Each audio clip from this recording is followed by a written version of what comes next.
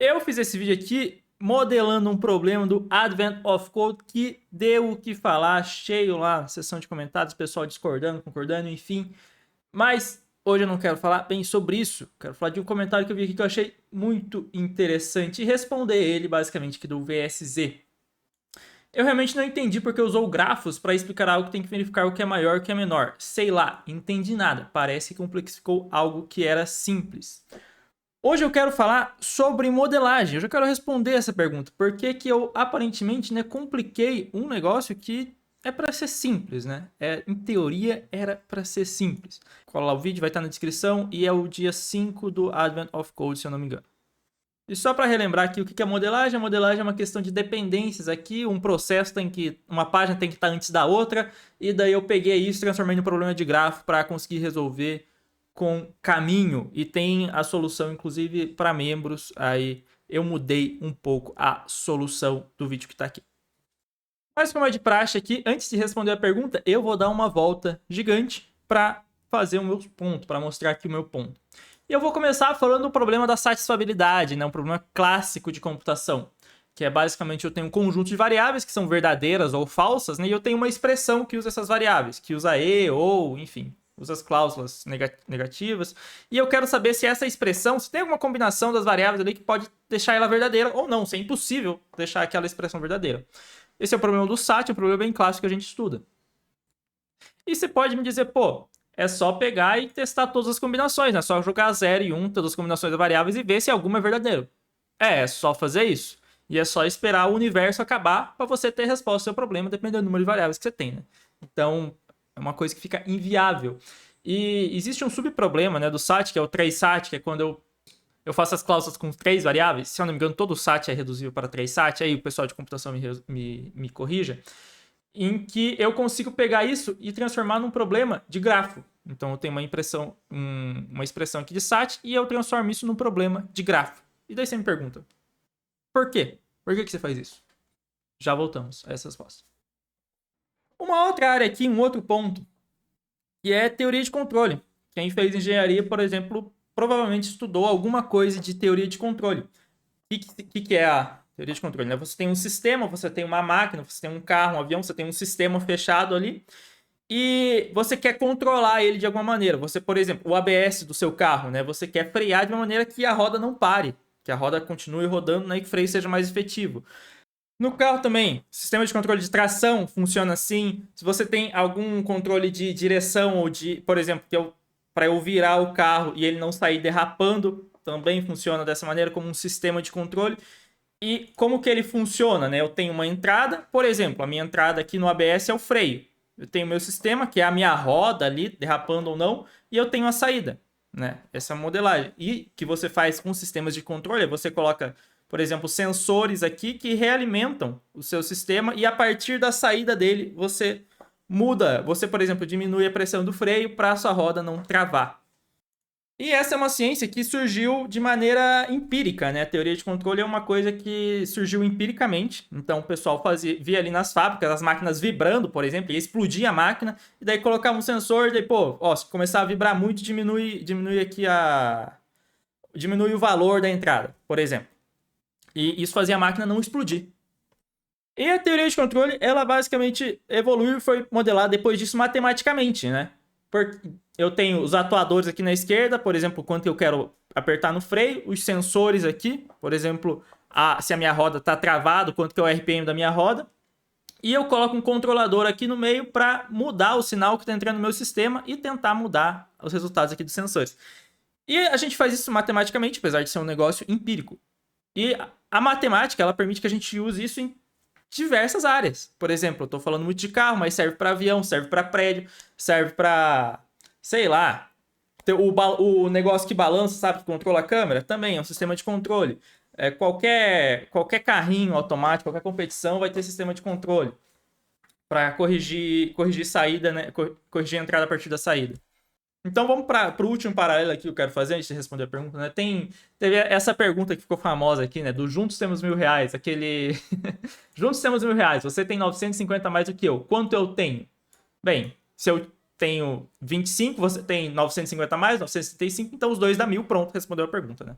Mas tem como a gente pegar e modelar isso por incógnito, né? Falar que x é igual a y mais 950. Aí y mais x dá 1000. E, enfim, resolver essa equação por substituição. Mas eu também posso pegar, né, e resolver na cabeça, né? Igual, por lógica, essa resposta. Aqui, ó, R$ 25 aí, galera. E o que tudo isso tem em comum, né? O que os R$ 1.000, teoria de controle, 3SAT, tem a ver com esse problema aqui que eu modelei? É isso. Modelagem. Modelagem, galera. Você pegar um problema, um caso real, e modelar ele de uma maneira abstrata, matemática, genérica. Por que a gente faz isso? Isso permite que a gente utilize toda a literatura existente para aquele modelo matemático, para resolver aquele problema. Então, por exemplo, no Juntos Temos R$ 1.000 aqui, se eu modelo ele como uma equação com uma incógnita ali com um x, eu consigo usar todo o meu método para resolver, né, equaçãozinha com incógnita, para resolver esse problema. Isso permite que eu resolva não só esse, como inúmeros outros problemas, né? Teoria de controle é a mesma coisa. Galera, teoria de controle é usado para, tipo, é muita coisa, tá? É muita coisa. Tudo que você pensar vai ter teoria de controle por trás.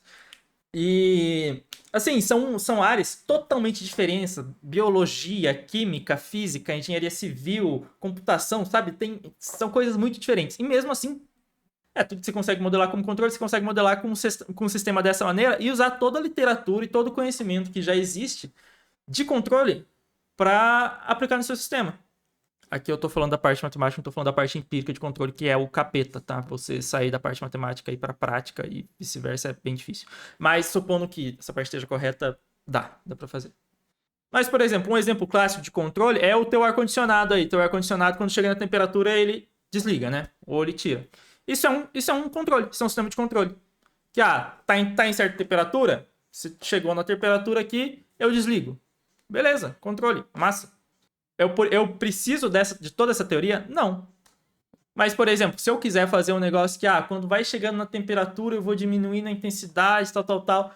Aí a teoria de controle já começa a ficar um pouco mais interessante quando eu quero fazer coisas mais complexas. Mas, de fato, para coisas simples, a gente não precisa de toda essa complexidade.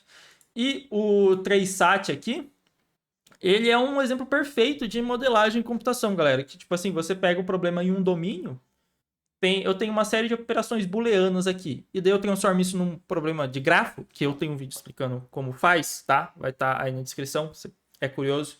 Isso permite com que eu use toda a minha teoria por exemplo, para resolver problemas de grafos, resolver problemas de coloração de grafos, que é esse daqui, para checar se a minha solução é satisfazível.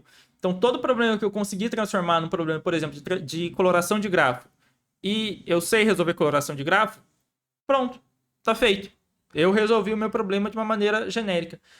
Então, aqui, agora especificamente da pergunta. Não, eu não realmente entendi porque usou o gráfico para algo que tem que verificar o que é maior, o que é menor. Sei lá, não entendi nada, parece que complexificou algo que era simples. É justamente para desenvolver essa capacidade.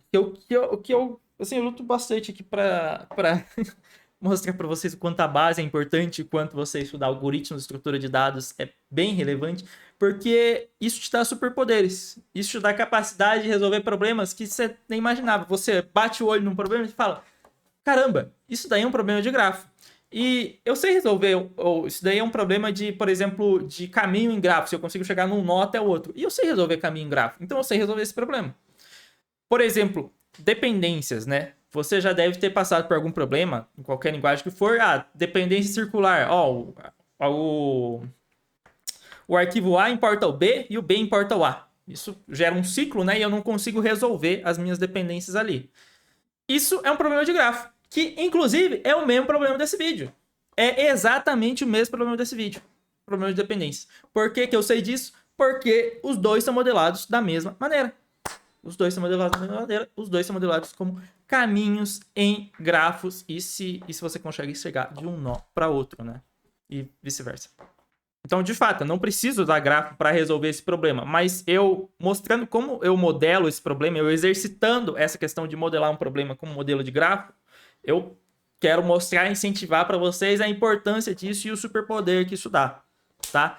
Façam esse exercício, tentem pegar problemas problemas do mundo, problemas que vocês passam e modelar como um negócio de grafo. Por exemplo, sei lá, como o React funciona, né? O React Render Logic. Estou pesquisando aqui na cabeça. Como que funciona a questão da atualização do React? Como que eu poderia modelar isso daqui como um grafo? Essa questão da árvore aqui do grafo, né?